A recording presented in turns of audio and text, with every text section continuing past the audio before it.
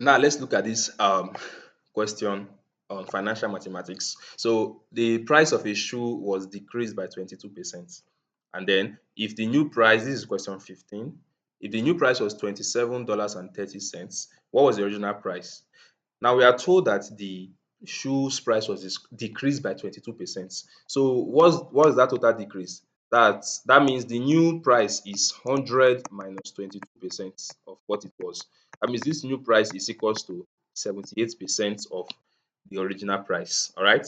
So we have that this new price, $27.3, is equals to 78% of this original price we are looking for.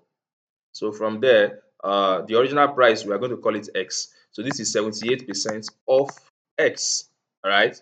So 27.3, the new price, is equals to 78% is the same thing as, if I'm going to convert that percentage to fraction, is the same thing as 78 over 100, right?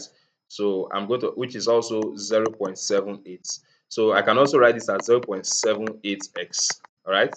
So X stands for the original price we are looking for. So what do?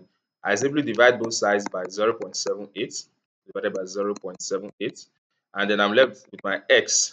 This is going to cancel out. So X will be equals to, when you divide this with your calculator, you see that X is equals to $35. So the original price of this item was $35.